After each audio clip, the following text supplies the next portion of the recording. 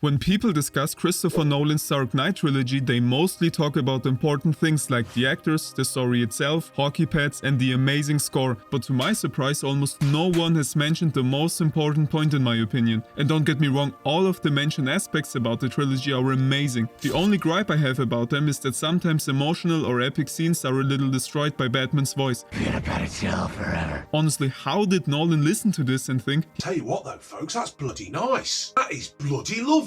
he kinda sounds like that Joe Rogan animal meme. Anyways, typically when you watch a movie you have a good time for around 2 hours and then you move on with your life. But some are more than that. To me the Christopher Nolan Batman trilogy is a perfect example for this. I think the greatest aspect about them is the values and life lessons that are conveyed. Just like Bruce has said, the Batman is just a symbol so everybody can be him, like Gordon, Blake and you. It has so many goosebump-inducing quotes that it is kind of ridiculous. No, I'm not talking about you. Honestly, I don't understand why Dan's quote is by far the most popular one. Of course, in the context of the movie it is amazing, but there are so many other ones that are actually applicable to our day-to-day lives and that are actually uplifting, motivating, etc. Just take Gordon's monologue in the end of The Dark Knight, talking about how Batman can take the heavy burden while trying to escape the police and racing into the blinding light. It's as satisfying to me as coming is. So kings and queens, let's get started. Okay, let's go. To conquer fear, you must become fear. One of the biggest character development we see in Bale's Batman, especially in Batman Begins, is him dealing with fear. And again, this is something everybody of us is confronted with on a regular basis, which makes these movies so special in my opinion. Right in the beginning we see what happens to him when giving into it. Of course, saying that Bruce being afraid is the reason for his parents' death is unfair, but still without it they would probably still be alive. Anyways, his last few words had a strong impact on Bruce. Gonna cry?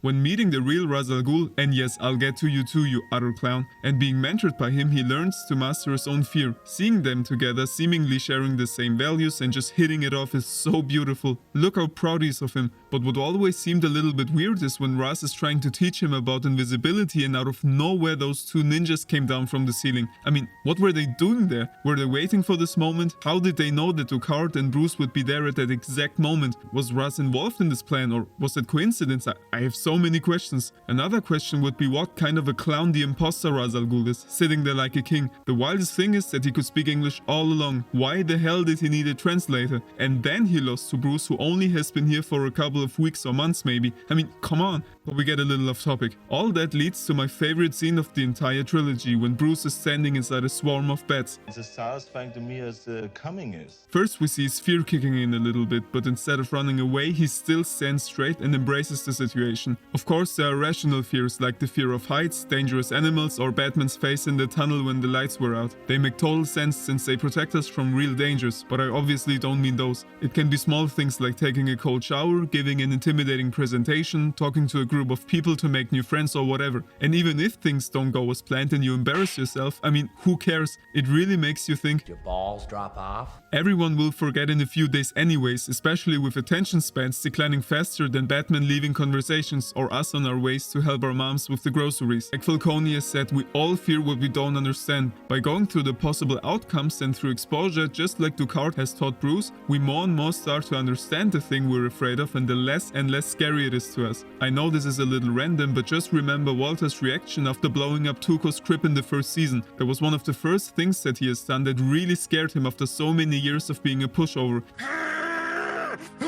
This pure animalistic outburst of emotions. Anyways, Ducard talking about it makes fear look like the enemy, but The Dark Knight Rises made a great point about that, which is that you can also make it your most important ally. When trying to escape the pit, the doctor said that fear is one of our strongest impulses and that Bruce should embrace it in order to climb out of it. So we should make it benefit our lives instead of letting it dictate it. But again, he could speak English all along, so what the hell? What is it with the League of Shadows having a fable for translations? Never mind. As already said, we aren't really confronted with many life-threatening dangers, but we can still make use of this instinct. According to clinical psychologist and Professor Jordan Peterson, when for example trying to get rid of an addiction or something less severe like a bad habit, you can use visualization and very vividly imagine what your life will look like in 5 or 10 years if you still continue to follow this damaging habit. This vivid vision will most likely be terrifying, and the fear of this vision will serve as a great motivation to keep us from engaging in this destructive behavior.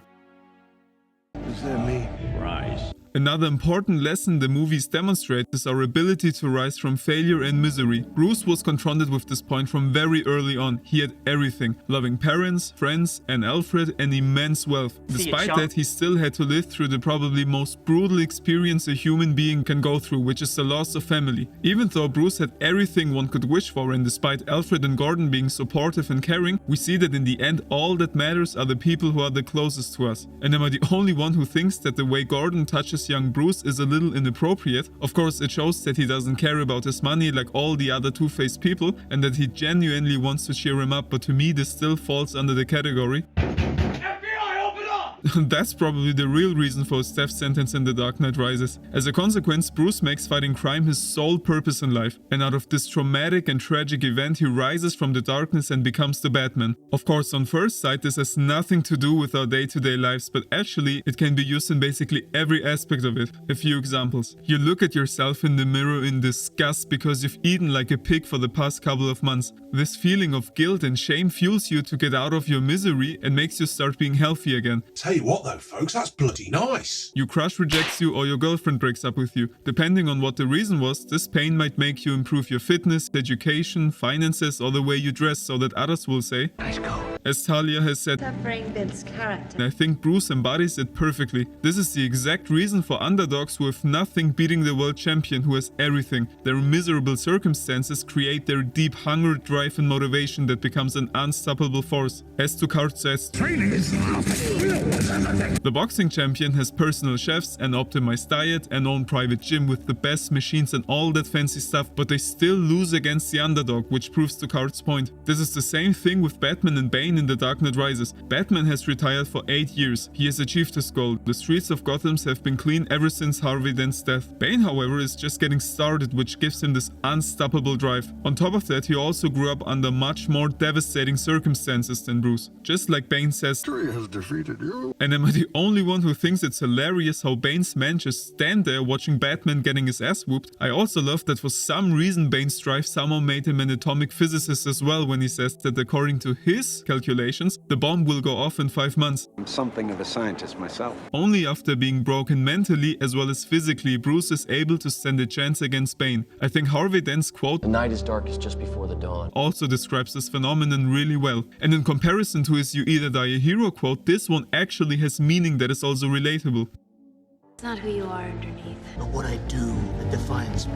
We have talked about where his purpose came from in the previous point, but now we will discuss what dedicating his life to it really means and what we can learn from it. I think we all know what having a purpose means, but maybe not what it really takes to fulfill it. Every single thing that he does is somehow related to Batman. I think him doing push-ups immediately after waking up and drinking his green juice demonstrates really well that he has created a strong tunnel vision. The only time he goes out for fun is only to keep up the Bruce Wayne playboy persona. With Pattinson's Batman, we see the same thing with him checking on Catwoman's eyes, saying it looks good and only meaning the lenses that he gave her. Look how disappointed she is that he wasn't referring to her. Another point that Nolan demonstrates is how little Bruce cares about what other people think of him. In Batman Begins, there are a lot of scenes where Bruce stood in a very bad light through the eyes of Rachel, but instead of justifying himself, he proceeds to only focus on what has to be done and not endangering her. He only revealed his identity to her after facing the possibility of dying. Another scene is when he saved Reeves from getting shot and Gordon called him brave, but he only said that it was pure coincidence to not cause any suspicion. Or the most obvious one, that he takes the blame for Dan's murder so that basically every citizen hates him. Like Gordon and Alfred said, the Batman can take it, he can bear the heavy load and he can endure it. Rule 7 of Jordan Peterson's book 12 Rules for Life is, Do what is meaningful. he says that the most important thing that you can do to fulfill your mission is sacrifice. And we see that perfectly with Bruce. He sacrifices his entire billionaire life, his physical health and his relationship with Rachel to be Batman. This also reminds me of Peter rejecting MJ so that he can be Spider-Man in the end of Spider-Man 1. Or in The Batman when he and his Catwoman part ways in the end. But is it really worth it? We get the answer to this question in the ending of the trilogy. There are statues built after him, Gotham streets being clean for around 8 years after Dan's death, children whom he has given hope in dark and brutal times, as well as inspiring others to follow his path. In addition to that, we also see Bruce now probably living a happy and fulfilling life.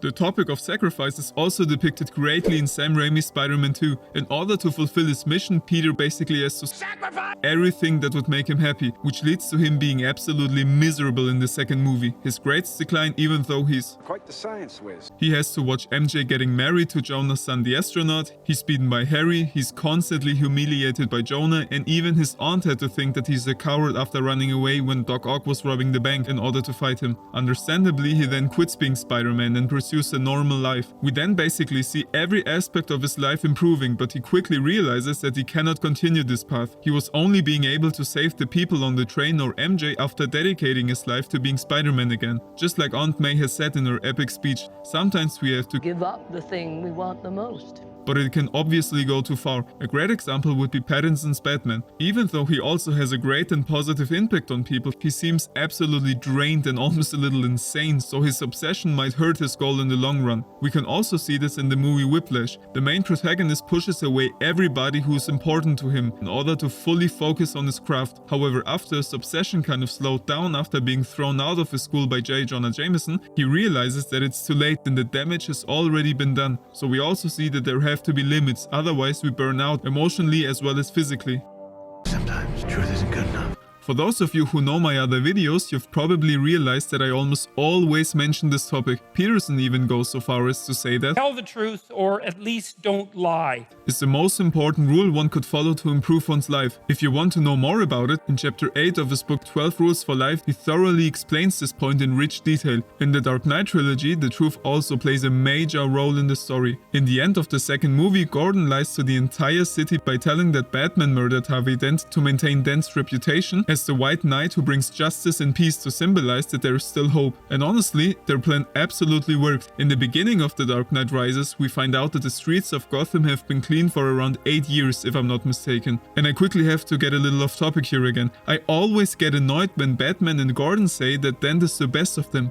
I mean, why? Batman literally would have given his life to save Gotham, and as we have said in the previous point, basically sacrifices his entire happiness. You could argue that him not obeying the law and being a vigilante is the reason for that. I don't agree on that, but okay, fair enough. But what about Gordon? First of all, he's at least just as good as Dent, always being virtuous and morally incorruptible, even when there was no Batman and less, or actually no reason at all for hope for things to improve. Oh yes, and he hasn't threatened to shoot an innocent child in the head for God's sake. And even though things seem to be better than ever, Bane reading Gordon's prepared speech causes even more mayhem than there would have already been. Of course, we cannot tell for sure how things would have went with them telling the truth about Harvey in the end of The Dark Knight, but only speculate, so I'll just leave it at that. Another big point is Alfred burning Rachel's letter. Obviously, he only had good intentions by wanting to spare Bruce from the pain of her choosing Harvey. But in the third movie, we learn that in the time period between The Dark Knight and The Dark Knight Rises, Bruce hasn't been able to move on. Of course, it would have broken him to know that Rachel wanted to marry Harvey, but as we have said in point 2, why do we fall? So that we can learn to pick ourselves up again. Because they've known each other since they were young, it probably would have taken longer than usual, but eventually he'd be back to normal and could have lived a much happier life. Also, the immense trust between Bruce and Alfred is broken, and Bruce even kicks him out, which I think is overreacting, but who am I to judge? Maybe I'm still just emotionally scarred from Alfred crying in front of Bruce's grave, but luckily in one of the last scenes of the trilogy it is heavily implied that Bruce has forgiven him. This scene also reminds me of Peter confessing the truth about Uncle Ben's death to Aunt May in Spider-Man 2. At first May's reaction is really brutal, but then we see that their bond is actually stronger than ever, and she tells him how proud she is of him for having the courage to confess something this heavy. For real, the similarity between those two trilogies is astonishing. Not just that, both of their first movies are considered to be among the best origin stories ever made. Their second movies are considered to be among the best movies ever made in general. And their last ones, while having some flaws, still being a great conclusion to their stories. And I can live with you criticizing Spider-Man 3. Can't do this to me. But The Dark Knight Rises, apart from the Talia plot twist in the end, is honestly pretty much perfect to me. I really don't understand the hate, but back to the topic. I think Batman saying sometimes the truth isn't good enough is really interesting. I mean, we see where that has led him. By lying we try to dodge reality and the pain that inevitably comes with it, but there's no way we can escape it. Lying only postpones it, and additionally the pain will be even more brutal than it already was. As Peterson says, by telling the truth we'll go on the adventure of our lives. And adventures don't only consist of happiness and positivity. So again, there will be countless of moments that will make us tremble out of fear and make us fall, but by accepting the truth and dedicating our life to our purpose, we are able to rise again and become